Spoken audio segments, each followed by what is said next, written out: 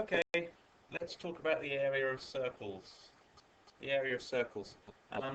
There's a formula for doing it, just like there's been a formula for finding the area of all the other shapes that we've talked about.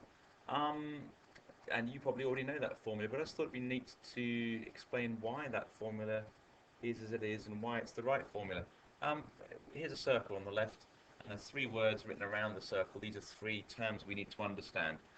We need to understand the meaning of diameter, radius, and circumference. The radius of a circle is the distance from the center of the circle to the outside, as drawn on a straight line.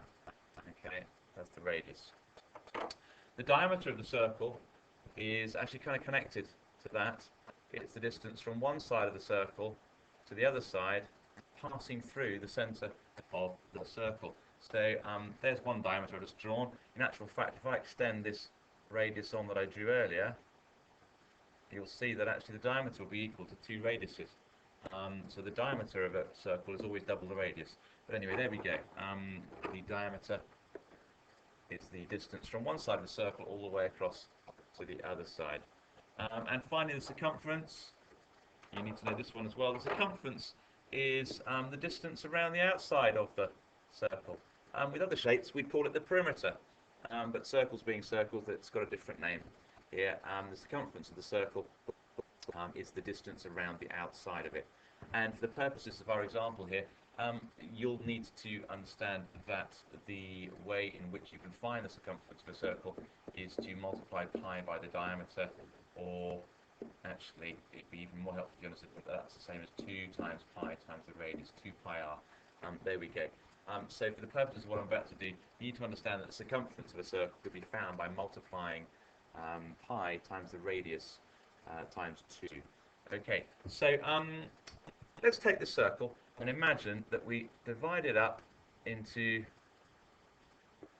little segments like, say, identical ones, like that, and you went all the way around, and you cut it up into lots and lots of identical size segments. And what you do with those segments is you take them, like so, and you put them top to tail, like this. Top to tail, top to tail, top to tail, top to tail. And if you cut them infinitely small, then the curved bits at the end that I'm drawing at the top and bottom of the shape actually wouldn't be curved at all. If you could cut these pieces infinitely small, then you'd have a series of little mini straight points, I suppose they'd be, wouldn't they? Of course, I didn't cut mine up infinitely small, so there's a slight curvature at the top and bottom. And you take your last piece and cut it in half and stick half of it there to create a vertical end there, and the other end, a bit generous to myself there. Take the other half of that last bit and chop it and stick it on the end there.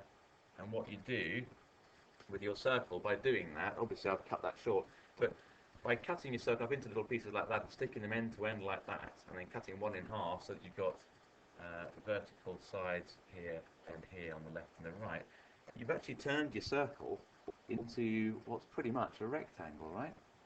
And just like we use rectangles to help us understand how to find the area of parallelograms and triangles and trapeziums, so if we relate a circle to a rectangle, it helps us to understand how we can find the area of that rectangle.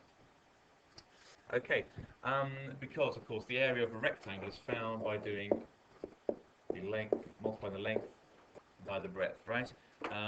Here's the length, here's the breadth of our new rectangle that was made with bits of the circle. Okay, the question is, how long is our circular rectangle? How long, let's start with the breadth. How long is this distance here and here? Well, of course, the answer is that distance is equivalent to the radius of the circle, because each of those cuts was made from the center of the circle to the outside. So each of those sides is equivalent to the radius. So let's rub out our B here. Let's write radius here and radius here, okay? That's how long those sides are. And then here's another question for you. How long is the length of our new rectangle? made from our circular bits? Well, our lengths, these two sides here and here, are made up of what? They are made up of all these bits here on the outside of the circle, right? So these bits, top and bottom of our rectangle, if you added them all together, would give you the circumference of your circle. Bit by bit by bit by bit, they actually form the entire circumference of the circle. And how do you calculate the circumference of a circle? We had it here. 2 times pi times r. So if the whole circumference is 2 pi r, then if you take 2 pi r and divide it by 2, that will tell you the length of each of those long sides of the circle. And of course, 2 divided by 2 is 1. So actually, each long side of the circle is going to be equal to pi times the radius. So that's going to be pi times r, and that one will be pi times r, because 2 lots of that is 2 times pi times r, isn't it? Which is 2 pi r, which is another way of saying the circumference. So there we go. So our new rectangle made from our circle has a length of pi times r, or pi r, and a breadth of r, or just radius. And how do you find the area of our rectangle? Well, you multiply the long side by the short side. You multiply the length times the breadth. What's the length here? The length here is pi r, and the breadth here is r. Pi times the radius times the radius. Well, if you multiply something here, r, by itself, what do you get? What's r times r? R times r is r squared, isn't it? Because any time you multiply a number by itself, you get that number squared. So, we don't know what r is at the moment, but whatever r is, if we square it, that's what r times r will be. So the area of our shape that we've drawn here is pi times the radius squared. Pi times r times r, which we call pi r squared. And that's why the formula for finding the area of a rectangle, area of a circle, is pi r squared. And it's a formula you already knew, isn't it? But that's why the formula is pi r squared. Once again, tying it in with our area of rectangles. Now, let's use that formula to find the area of a couple of circles before we go, just so that we're okay. Here are a couple of circles I drew earlier. Let's start with the top one. Always start, if we're asked to find the area, always start with the formula. Area equals pi r squared. Do we know what the radius is here? Well, I believe we do, because the radius is the distance, isn't it, from the centre to the outside. Here it is, right here. It's 7 centimetres. So our area here is going to be pi times 7 squared. And you've got a calculator, right? Pi times 7 squared. Well, 7 squared is 49. Most of your calculators will have a squared button on them. If they don't, you can work out 7 squared by doing 7 times 7 on your calculator. So if you enter pi times 7 squared on your calculator, you should get an answer at 153.93804. 153.93804 centimetres squared, because we're in area, aren't we? And most people will expect you to round your number, round your answer to 3 significant figures.